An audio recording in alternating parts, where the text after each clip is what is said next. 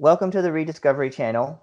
This is the channel where every week I and my friend Stilgar try to come up with a topic from history that the other person hasn't heard about. And my name is Ivor Kovac, and today it's my turn. And I've got something which most likely you have not heard about. So I'm going to ask, have you heard of the HL Hunley? No, never. Is it a ship? Yes. It sounds like a ship. Okay. Yeah.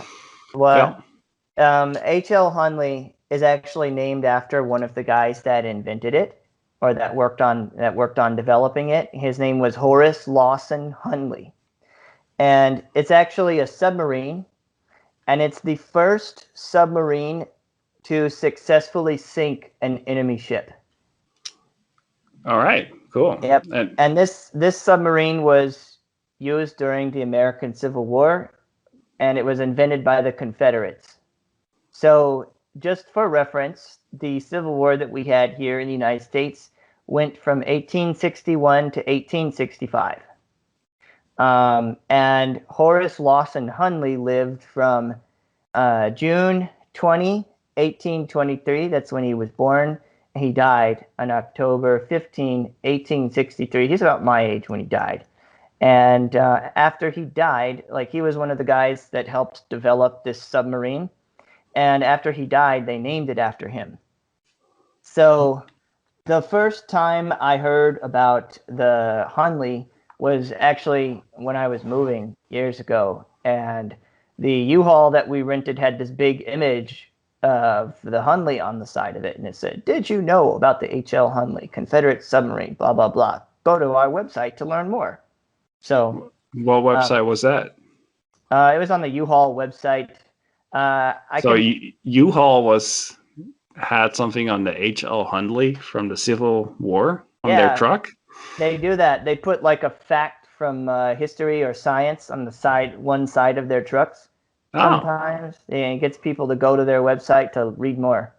that's cool. Okay. Yeah, so I learned something from a truck. But of course, then I went and I did a lot more research on my own.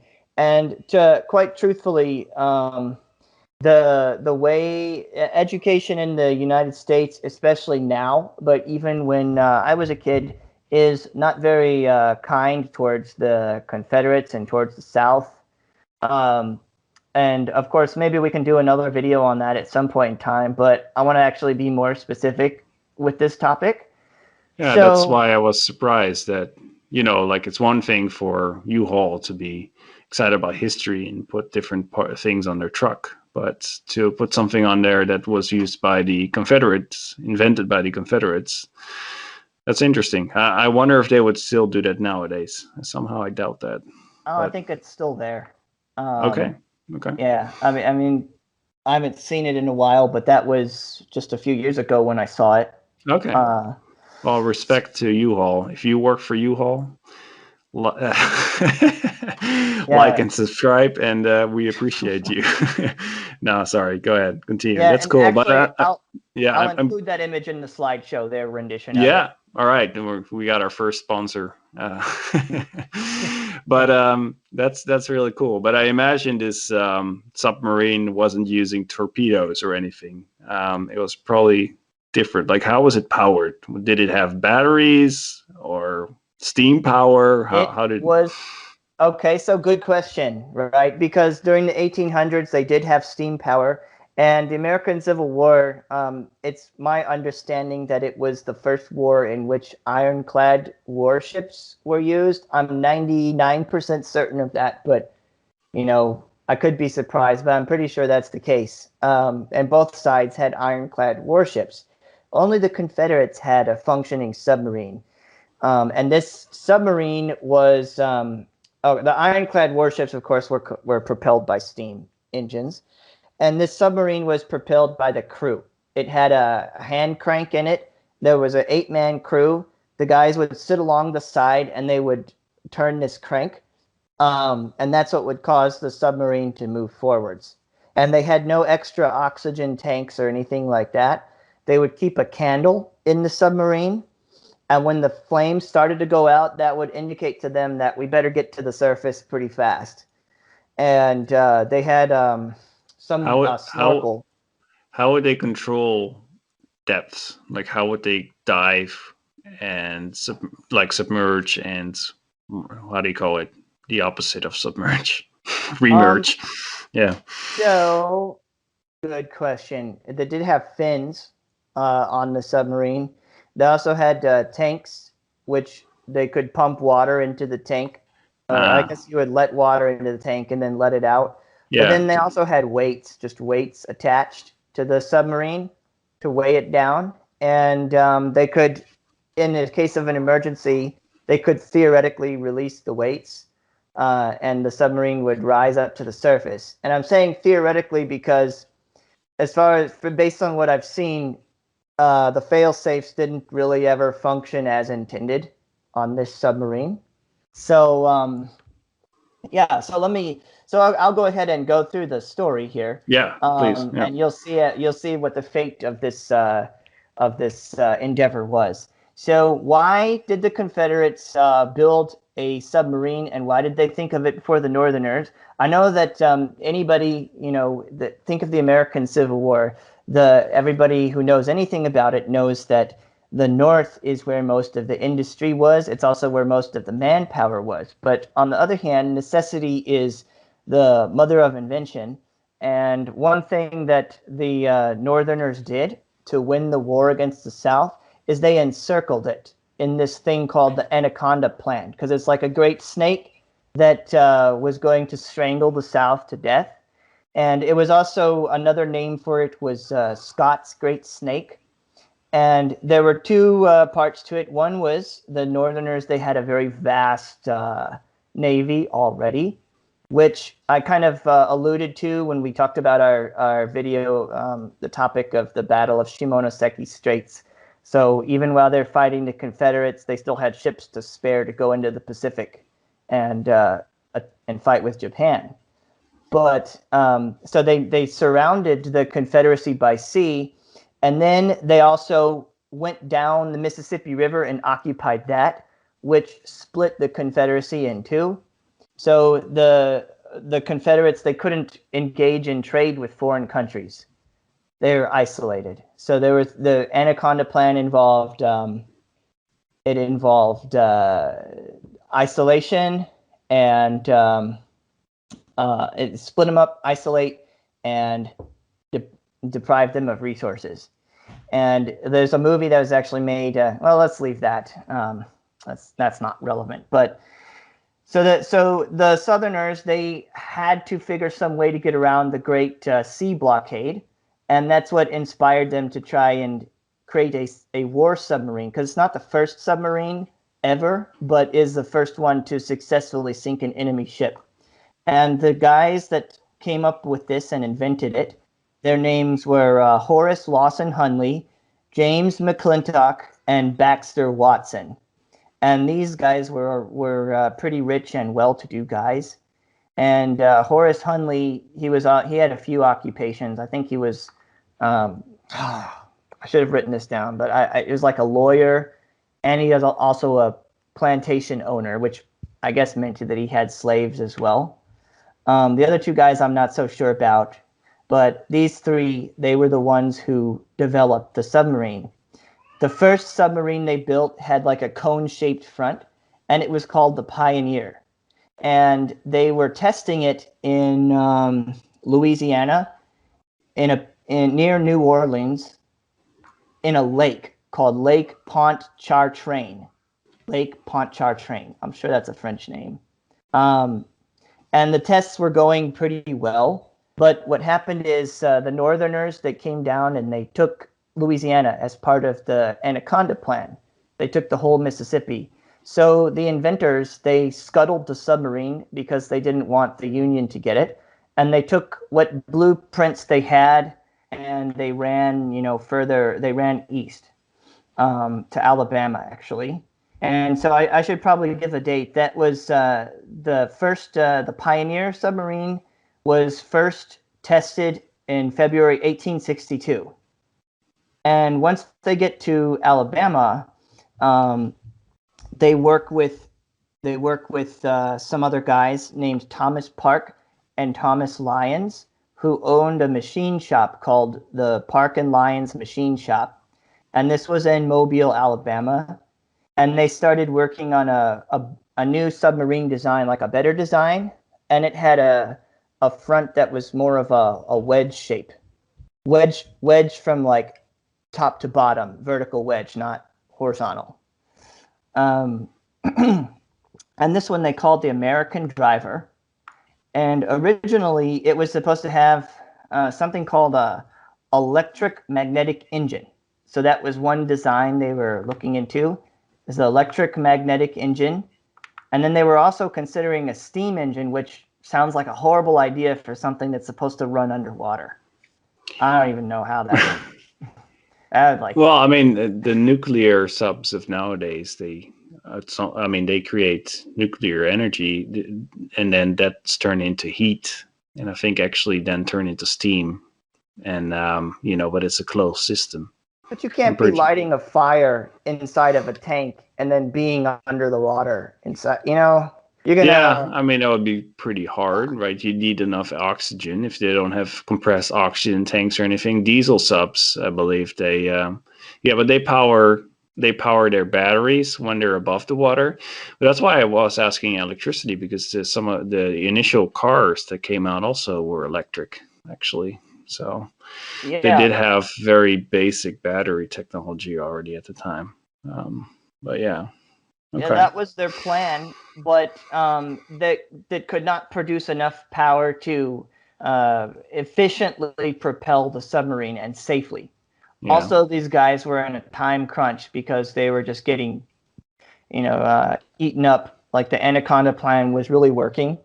Yeah, I mean, this is a classic case of asymmetric warfare, right? Like you cannot beat them with it's like trying to beat the British Navy by building more ships. Like the Germans actually did the same thing. They also they came up with these asymmetrical weapons like the V1 and the V2 rocket, and they also had a lot of submarines and the Messerschmitt plane, the first jet propelled plane.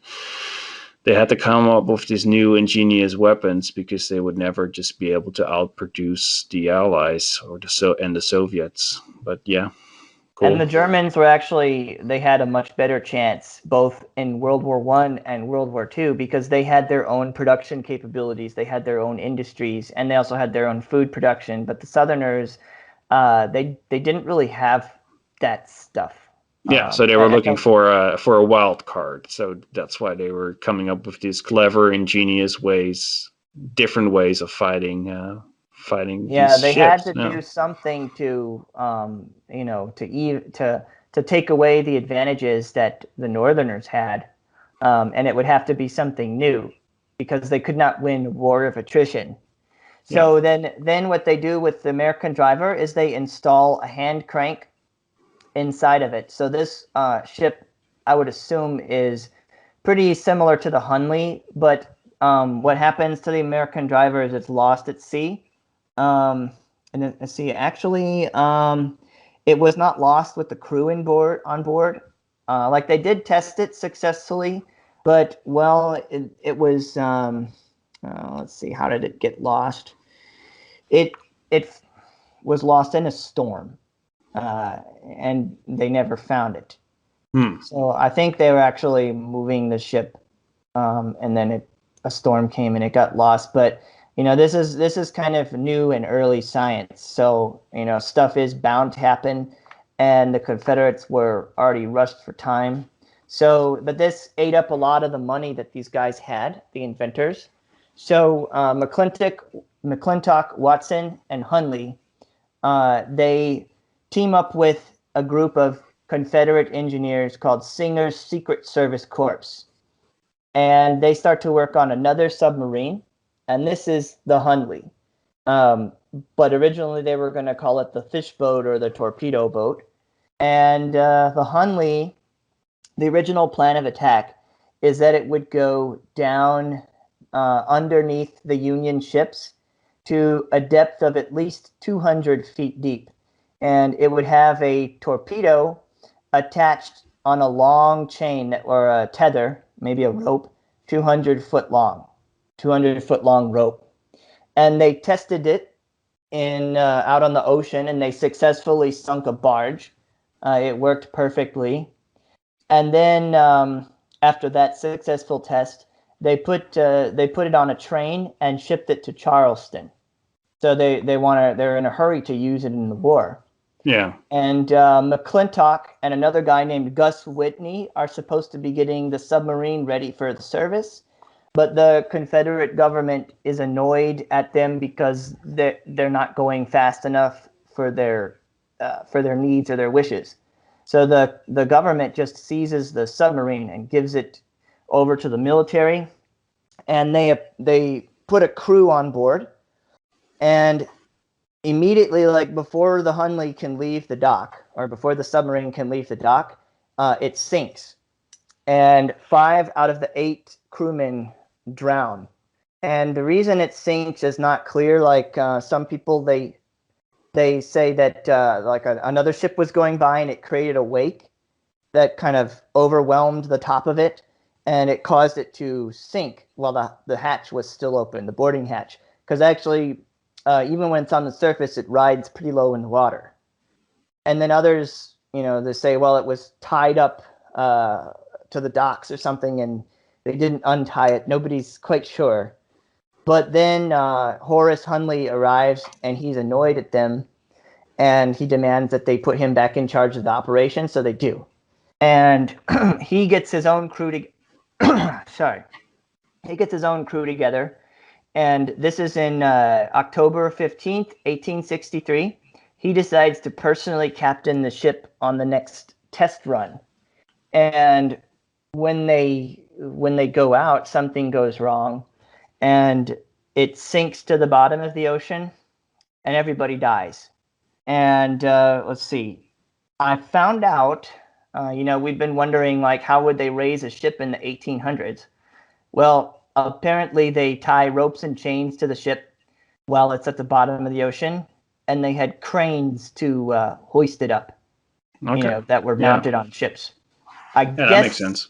Mm-hmm. Yeah, I'm guessing somebody went down there to attach the chains and stuff to it. Probably wearing one of those big old diving suits, Yeah, the heavy ones where you walk over the bottom of the ocean kind of thing. Like in Jules Verne kind of.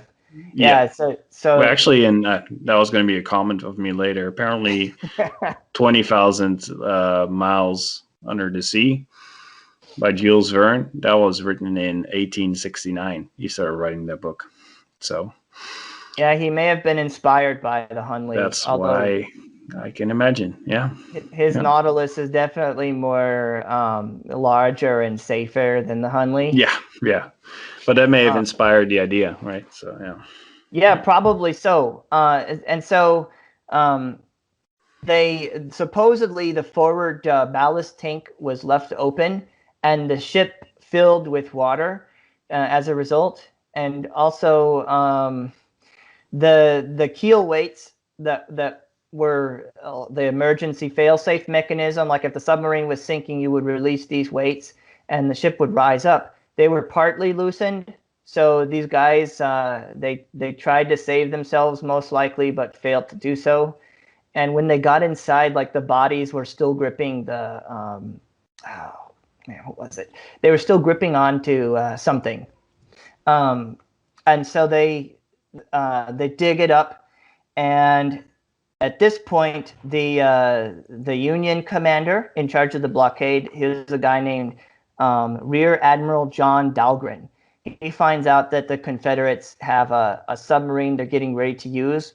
So he tells his ships to anchor into more shallow water, and then so that it can't get down underneath them as far, and then lower nets over the side of the ship, like ropes and chains. And then he deploys picket craft to kind of go around. I guess I'm not really sure what that is, actually. Picket craft, I'm thinking it's like smaller boats that a smaller crew can move faster to defend them, if there's anything unusual in the water. And General Beauregard, is a Confederate general in charge of the I guess the Confederate defense. He doesn't want to use the HL Hunley because he says it's more dangerous to the crew than it is to the enemy.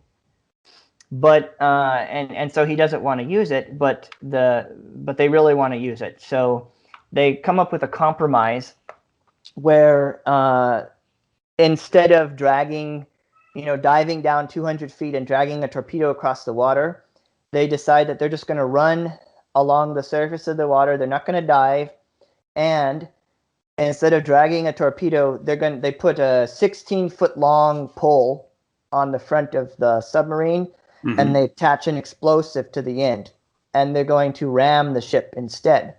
That makes sense. It's probably easier than dragging a 200-foot chain with a torpedo behind you.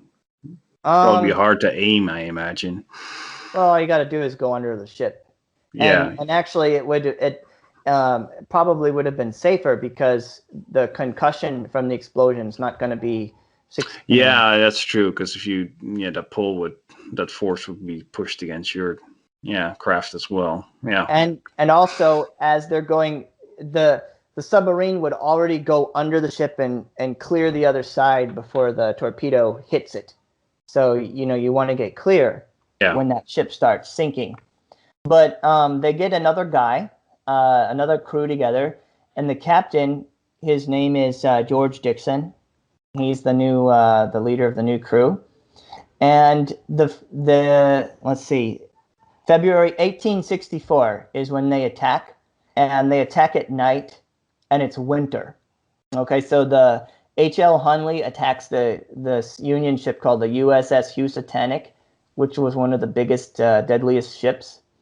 And the Northerners, they see it eventually, but it doesn't have that big of an above water presence. So at first they think it's a porpoise. And then by the time they figure out something is wrong, it's too late. And they do shoot at it, but the bullets just kind of bounce off the hull.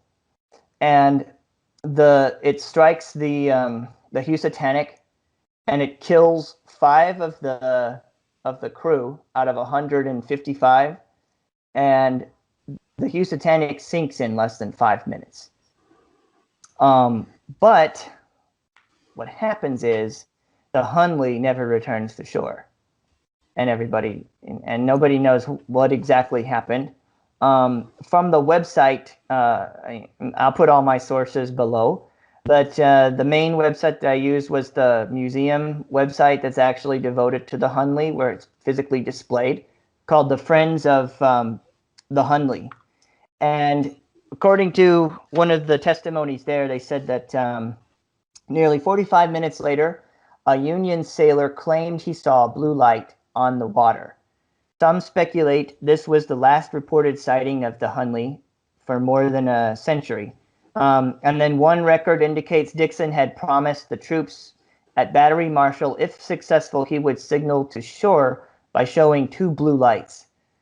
The Confederates on Sullivan's Island say they saw the agreed-upon signal and lit a fire to guide the Hunley home, but she never returned. Instead, the submarine and crew disappeared into the darkness of the sea. And later, they find the ship in 1995 is when it's found. And the guy that finds it, his name is Clive Cussler, and he is in charge of this organization called the National Underwater and Marine Agency. And their function is to look for lost shipwrecks which have historic value. So let's see, when did they raise it? It was raised in August 8, 2000. So when they raised it up, they found all the skeletons of the crew still inside. They were at their stations. Each man had died in his position along the crank. And it took them a long time to clean out all the junk that's inside there, all the rust, seashells, and I think actually some type of concrete had formed somehow. So it is a mess. But they've been recovering all sorts of devices. It was a fairly complex machine, even though it was completely driven by manpower. It had no electricity. It's totally analog device.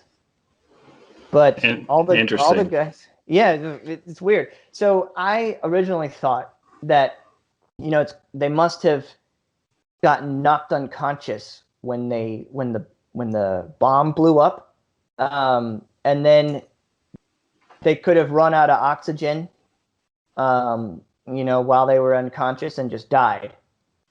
But if these guys, if they really gave the signal and they were really headed towards the shore, then what happened? Yeah. They must have run out of oxygen somehow. Maybe if they didn't, maybe if they didn't get knocked out in the explosion, they might have tried to lay low. Maybe they dove. Maybe they dived in order to avoid getting captured by the Union people. They may have been like, oh well, let's dive down and wait them out, and then just ran out of oxygen. Or yeah, I don't know. Maybe that's what happened. They could have just, or they could have been like, but there was no attempt to escape. So I think they were unconscious when they died. Yeah, Or maybe no, they just ran out of oxygen and they too fast. wouldn't have taken them long to run out of oxygen. And actually, the Union people, after the ship got destroyed, they did start like trawling and looking for it. Trying to capture this Confederate submarine. Yeah. And it turns out, interestingly enough, that one of the men in the crew was actually a Union soldier. Oh, maybe there was sabotage. Yeah, maybe. He had a dog tag on him. Let's see here. And this is from the website. In April 2001, a Union identification tag was discovered on the Confederate submarine, opening the door to much speculation. The tag bears the name Ezra Chamberlain with the 7th Connecticut Infantry. The mystery became more intriguing when scientists learned Chamberlain's body was not at the site in Connecticut where a headstone commemorates his life. Did Ezra switch sides, or was he a Union spy? Was he a prisoner of war forced to help power the dangerous submarine? Ultimately, this mystery was solved when DNA identification with a descendant confirmed the crew member wearing the ID tag was not Private Chamberlain of Connecticut, but Joseph Ridgway of Maryland. So he just taken the tag, I guess. Okay. I guess. Okay. Yeah. Maybe it was somebody he killed. Yeah. Oh, that's an embarrassing mistake. Yeah. That's fine. Yeah.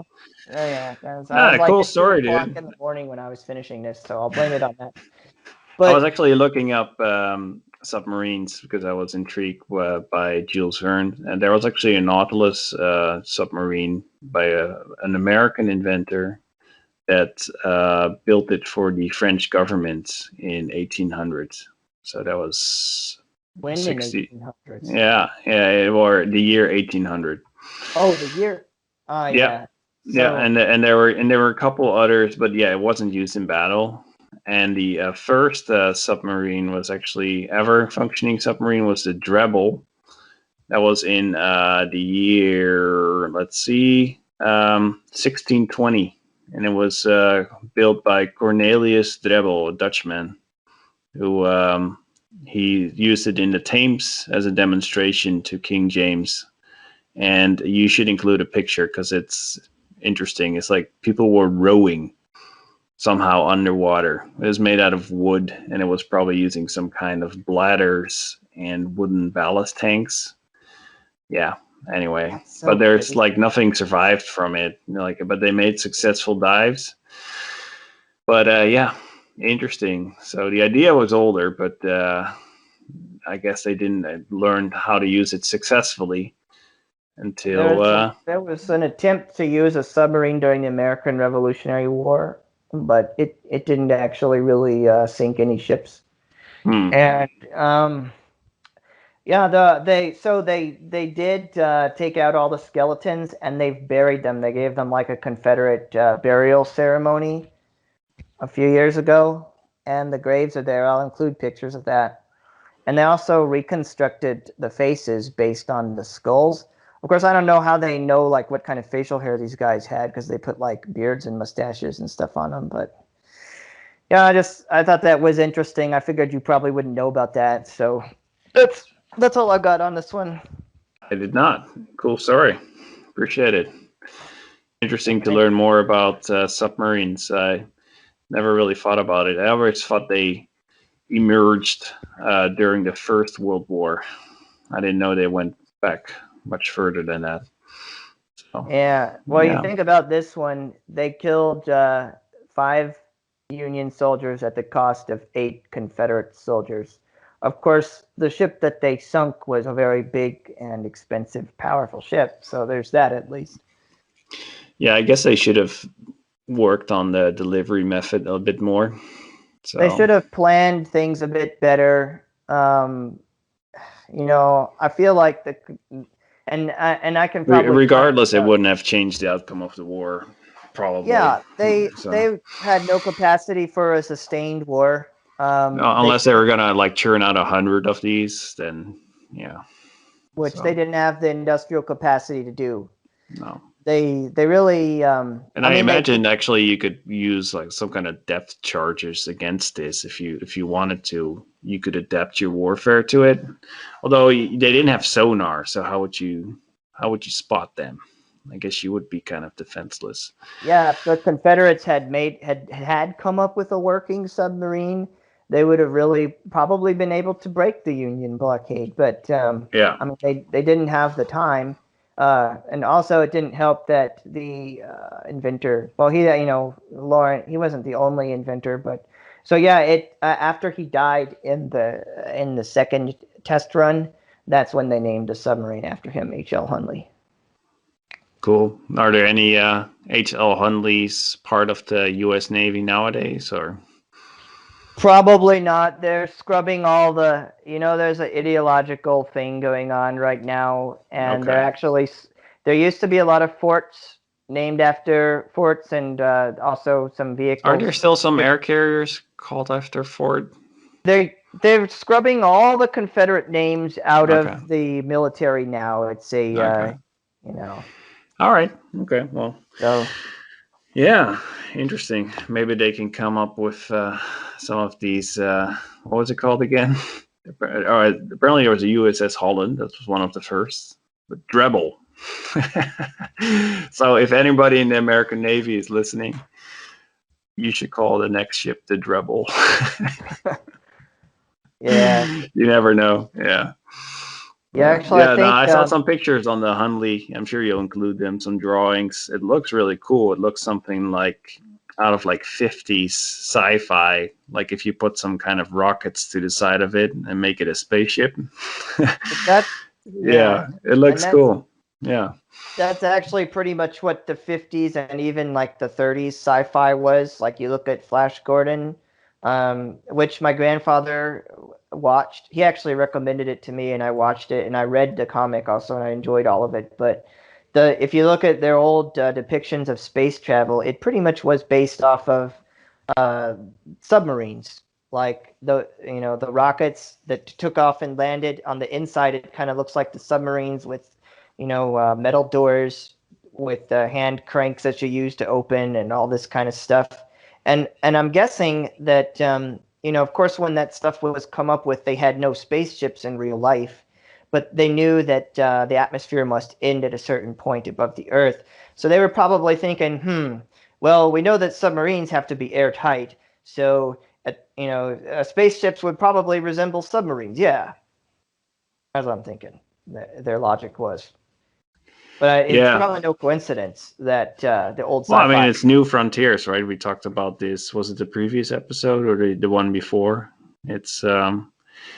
Did you? There's this drone now that on Mars that they were able to fly it. It was kind of like a tech demonstration. I Yeah, I imagine. saw. I watched the footage. Yeah, it's pretty awesome. Cool. I know they were also talking about potentially sending a submarine to the lakes of Titan, the methane lakes. I think that would be really cool.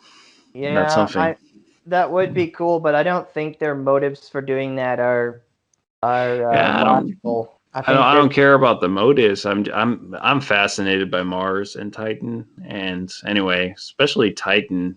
if we Potential. reach If we could Yeah, colonize Titan, we'd be rich forever because that when the fossil fuels run out here, we could start harvesting the lakes there. yeah, like there's so much methane there, and that's basically what rockets run on nowadays. At least the new ones that Elon is working on. So you can also make plastics out of it and fuel and all kinds of stuff.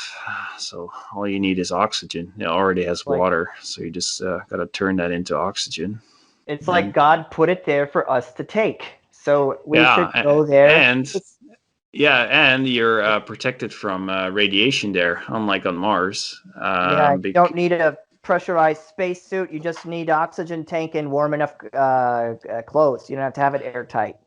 Yeah, and plus, if you strap wings to your arms, because gravity is only like a third of gravity over here. If it's not less, you can. I was told you can actually fly there. I think I Because heard that too, actually. Yeah. yeah, because But the atmosphere is so dense, you could just fly off, which would be a cool sensation. It probably would be worth going. So yeah, you probably yeah, get going really fast and then not have a concept of how fast you're going, and then all of a sudden you'll smash into like a mountain or something and die. yeah, but that's what happens. Like these guys in their submarines, the first ones, they also took high risks, and nowadays you have test pilots still, and it's like that's a risk of you're gonna die at some point. I That's don't know. right. You Yeah, I might as feel like well, push the boundaries and see where we can go. those Yeah, guys in the 1800s were definitely cut from different stuff than guys today. Like, if you told me I would not want to be fighting in the Civil War on either side. I definitely wouldn't want to test the new untested equipment. But these guys, they just were like they were ready to do anything. They were hardcore. It's like yeah, it's like the last crew died. Well, sign me up. yeah. I'll make it go right this time. Yeah, I think they were a bit tougher. I don't think like despite the immense amounts of experience we have in, Skyrim warfare, I don't think, I don't think we got the same level. Yeah. Anyway. Yeah, I would definitely put my life on the line for my family. I would rather my family outlive me anyways, but I wouldn't do that for the government. I would just rather. But maybe I don't know. Like, would I risk it to go to Mars? I don't know. I don't know. I would if it was That would be pretty boss, right? To go to Mars, being one of the first people there, trying to build something. I don't know. The I don't risk think would be they would high. send us as the first people because I don't think we would be that useful to them. They would send like engineers. Yeah. They We like could just people. talk. We could just banter about it. Yeah, maybe Yeah. do the office work. Do they have office work on Mars? Yeah. Well, they Anyway. would yeah. Well, Yeah. once the colony is big enough, like the first people that colonize are the people that are going to build the colony, and then Mhm. and then once it's stabilized, that's when supporting staff starts coming, and people like us would be supporting staff. We wouldn't be like the guys that are going to build the colony. Yeah. Otherwise, the colony is going to fail. Yeah. If we. Yeah. Yeah. Sorry, we lost the air pressure again. Whoops. I Like, guess you want me to we do gotta what send some now? more people. Yeah. Send somebody that's at least good at math. Yeah. I'd be like, oh my Yeah. goodness. Yeah. Yeah. But anyway, if you got some engineers listening to the video, respect and let us Yeah, much know. respect. Yeah. If you have any ideas on how to build submarines and how they would work on Titan, I think Or that would be cool. Europa. Those moons have actual Yeah, oceans. They they should put a do, submarine under but there. to be on the surface, it would be radioactive. I think it's highly radioactive, so you'd have to stay underneath the ice. So Mars is radioactive too, though. Doesn't emit. yeah, although not as much, I think. I think it's worse. It's coming from the planet. Is Europa? Is that Oh, Saturn? or I think Europa is one of Jupiter's moons. yeah, I don't think Jupiter is Callisto, I know also. Callisto is, and Ganymede are. I know for a fact those two are with Jupiter. I think Okay. Europa is as well. Yeah, man. Well, I thought it was a cool story, and Yeah, I'm I think sorry we went sci-fi again. I think for the because dance. we're both sci-fi nerds, so that's what you run. It's a risk of listening to our stories. Somebody's gonna leave a comment like video ends at 20.35 or something. Yeah, there are for the history stuff, and then it's just nerd stuff after that. But yeah, no, cool story. Appreciate it, and comment, subscribe. Let us know any Share. topics. We've had some comments. We want to hear more. We appreciate it if you want to share it with somebody. Maybe you got somebody working in the Navy. Maybe you got somebody that's interested in old school warfare. Let us know. Maybe you're actually building. Hey, if you're building RCVs, submarines, yeah, let us know, because I haven't seen one of those. I've seen planes, I've seen drones, I've seen ships. I've not seen submarines. So anyway, pretty random. but those would be cool. Yeah. Anything else from your side, Ivor? No, I think that's good. We already made this too long. Yeah. It went way beyond my, but I guess that's fine. So yeah, just share and leave a comment. If you have anything you want us to address. Sharing is also very helpful because it makes more people aware of us, and the more people are following us, the more motivated we will be. So I think that's it. Sharing That's is all I got. caring. All right. Thanks. Sharing is Thanks, everyone. caring. Yep. Yep.